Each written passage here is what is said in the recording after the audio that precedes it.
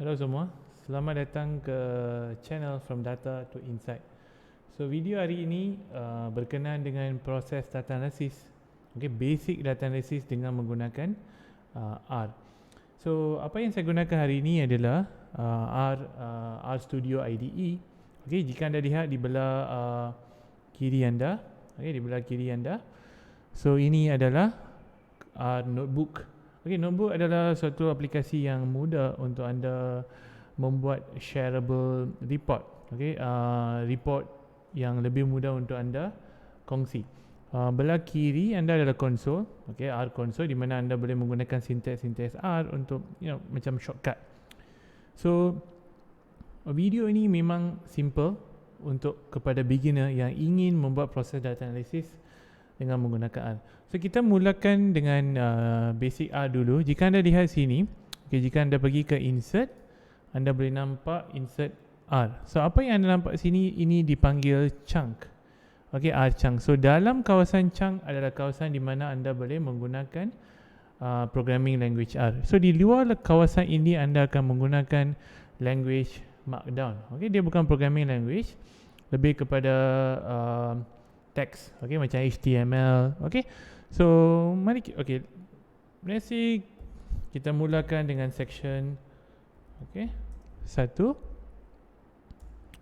So di sini kita akan mulakan proses kita. So sebagai contoh, maybe kita boleh type sini, ini adalah contoh data. Contoh data. So saya akan menggunakan hari ini data, nama dia Iris. Iris adalah data yang built-in, memang tersedia ada dalam R. Saya menggunakan data Iris sebab dia memang simple, dia memang cantik, easy lah. Kebanyakannya digunakan untuk demonstrasi dan tujuan pembelajaran. So dia adalah contoh data yang di-collect oleh Fisher. Dan dia berkenaan dengan biologi, dia berkenaan dengan bunga. Saiz kelopak dengan saiz sepal. So kita tak worry sangat berkenaan itulah. So mari kita, jika anda nampak sini, ini adalah play button. Play button macam play button ni kan, dia adalah run. So anda tekan sini, so anda boleh nampak data anda sini. So anda tak boleh nampak ke semua data. Anda tak perlu tahu, data kadang dia besar. So anda hanya akan nampak a part. So apa yang anda boleh lakukan? So pertama, anda perhati data ini dulu. Basic information anda perlu dapatkan. Contoh, lajur dengan kolom, dengan baris atau row. So jika anda nampak sini, baris kita ada 150 baris. Ini amat penting bila anda buat proses data analysis. Anda perlukan tahu berapa baris ada. That is jumlah saiz data anda. Dan anda juga perlu tahu lajur. Lajur adalah maklumat yang disimpan oleh data anda. Contoh dalam ini bunga. Jika anda nampak sepal length. Nanti kita akan tukar nama dia. Kita akan belajar beberapa fungsi-fungsi penting supaya anda boleh manipulasi. Kita panggil dia data wrangling. Dan data ini juga agak bersih. So untuk video hari ini kita akan buat sangat pembersihan data atau data clean up. Mari kita perhati here. So anda boleh gunakan bahagian konsol ini untuk mendapatkan size data dia. So anda buat dimension, anda buat iris, nama data. So anda tahu dia ada 150 baris dengan 5 lajur. So anda juga boleh menggunakan kawasan ini untuk perhati semua data.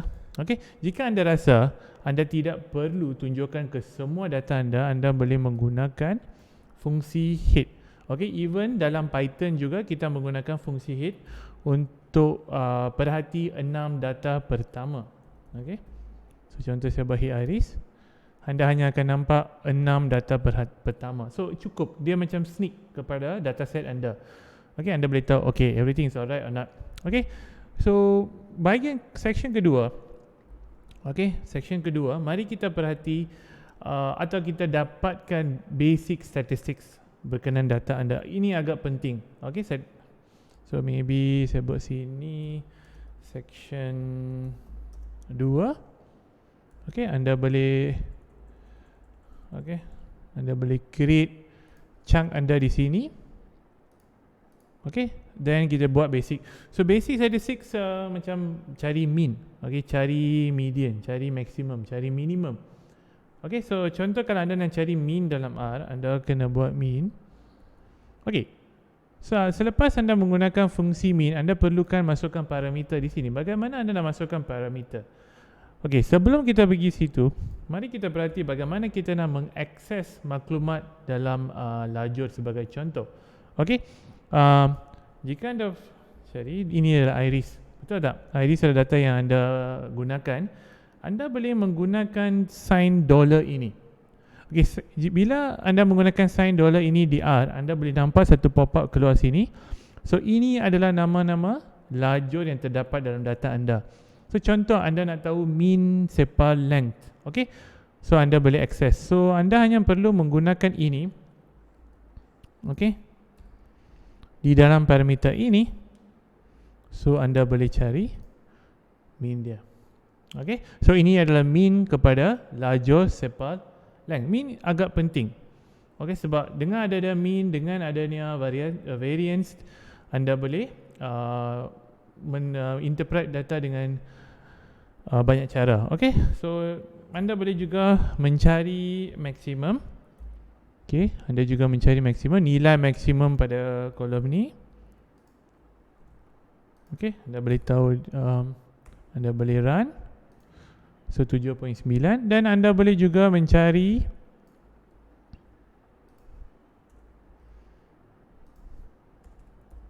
mean.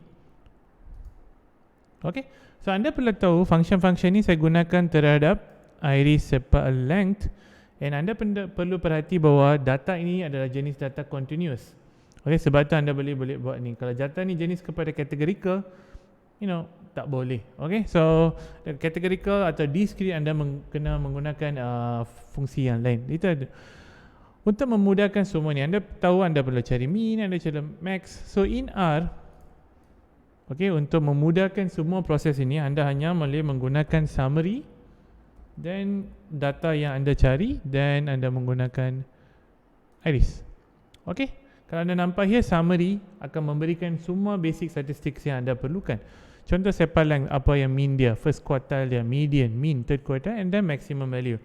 Anda nampak lajur spesies anda adalah jenis categorical, so anda hanya ada count, berapa setosa, berapa versicolor, dan berapa virginica. So anda kalau nak tahu lebih lanjut mengenai bunga yang di-collect oleh Fisher, anda boleh cari di Google. So kemudian, so anda nampak tak? Pertama, anda perhati data anda.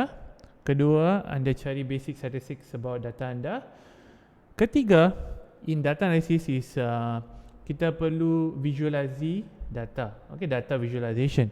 So mari kita lihat bagaimana kita boleh melakukan data visualization.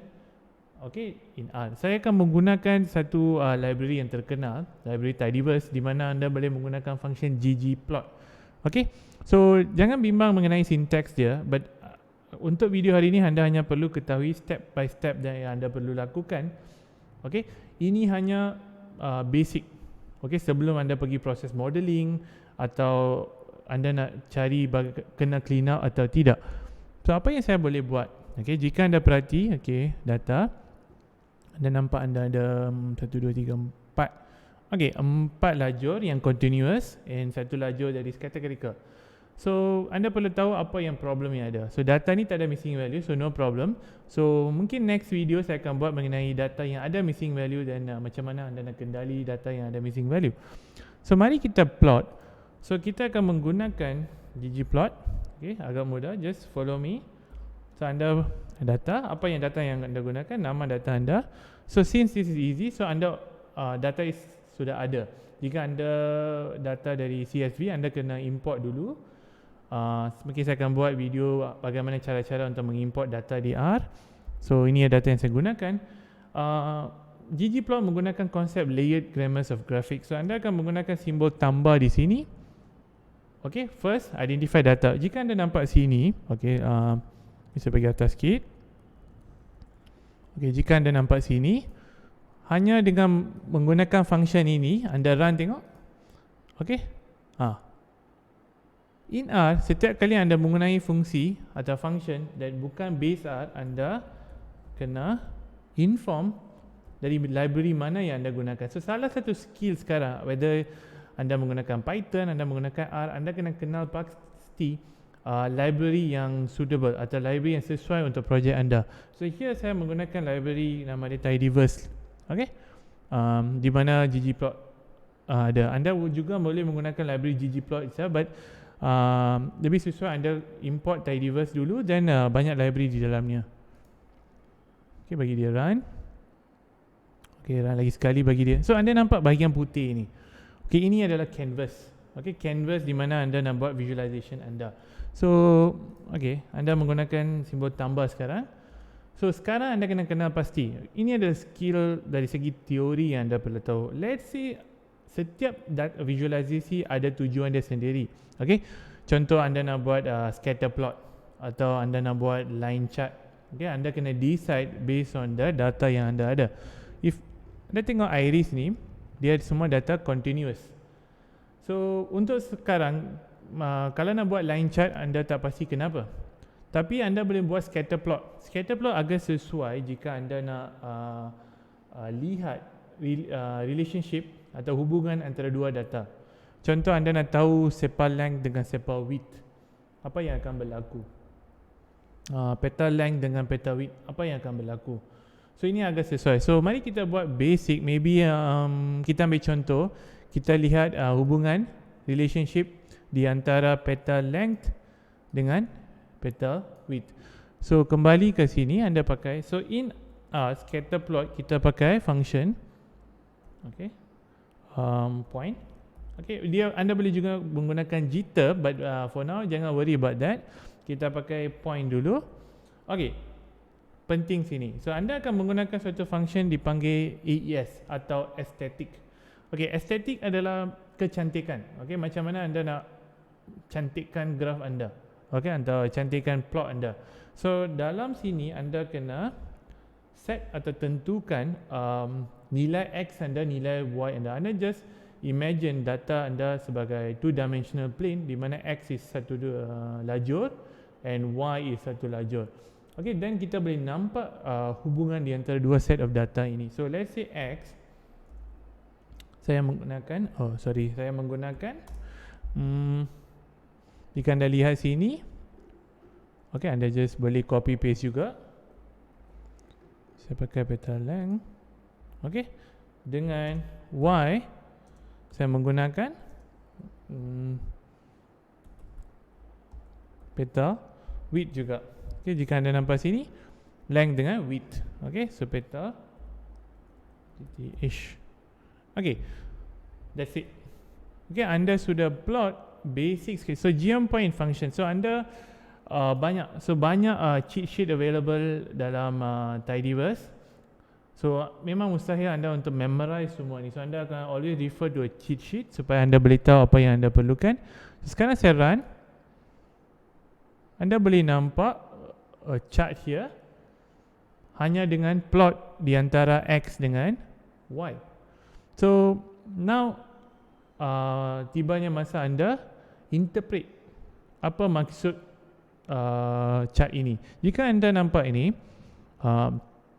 maksud dia bila petal width, okay, lebar petal kelopak meningkat, anda juga perhati panjang kelopak juga meningkat. Ini adalah suatu korelasi atau correlation, okay, linear. So maksud dia anda boleh nampak hubungan ini amat penting. Identifying hubungan di antara data agak penting untuk anda pergi ke stage seterusnya atau stage modeling. Let's see apa lagi yang kita boleh buat. So bila anda nampak ni, mari kita buat lagi cantik atau lagi sesuai untuk presentation. Lagi satu yang anda boleh buat, jika anda nampak ini adalah dua maklumat, satu lebar kelopak anda dengan lebar panjang kelopak bunga. Okay, so now jika anda nampak, anda boleh add color. In data visualization, biasanya color untuk make it cantik.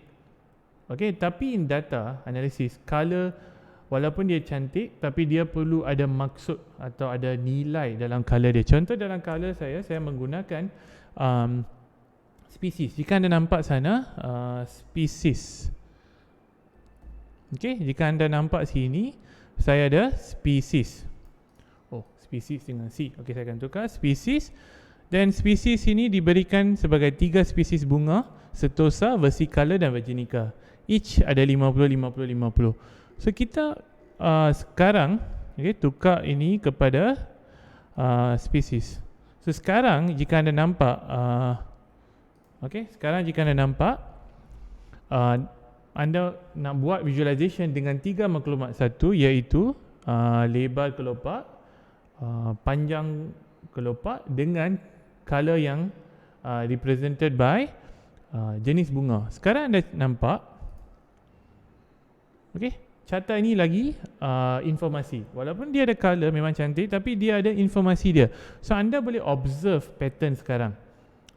And just take note, ini adalah agak penting untuk stage seterusnya.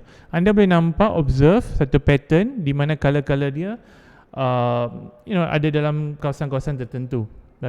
So don't worry. So mari kita buat graf ini lagi cantik, di mana kita label. Kalau anda nak label di ggplot, anda pakai labs. Alright, then anda menggunakan title. Anda boleh pakai tab. Jika anda nampak macam ini, anda just gunakan press keyboard tab. Dia akan shortcut untuk function yang anda perlukan. Jika character, guna apostrophe here. Contoh, let me see, contoh,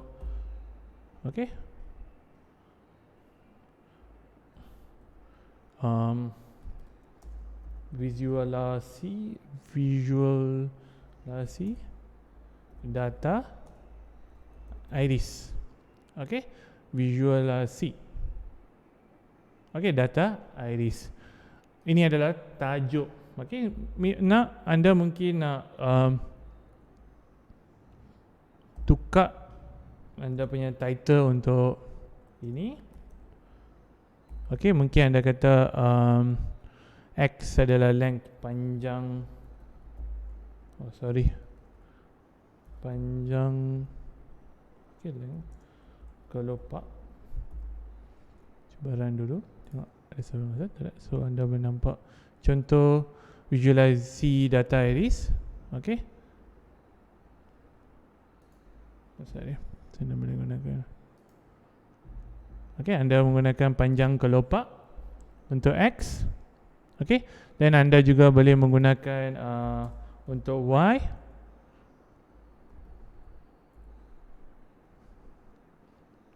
Lebar kelopak bunga. Lebar kelopak. Jika anda run sini, agak cantik. So that's it. So anda sudah melakukan data visualization pertama anda. Satu chart yang agak cantik dengan maklumat yang penting. So saya akan the next stage adalah kepada stage modeling, or contoh kalau anda nak buat linear regression anda boleh lakukan, but kita akan buat demikian dalam video seterusnya. Tapi sekarang jika anda nampak, anda dah buat basic data analysis di mana ada head, section 2 ada ini, maybe ini saya buat sebagai section 3. Anda perlukan. So remember, in R Markdown kita menggunakan simbol ini sebagai header. Section 3. Maybe di sini data visualisasi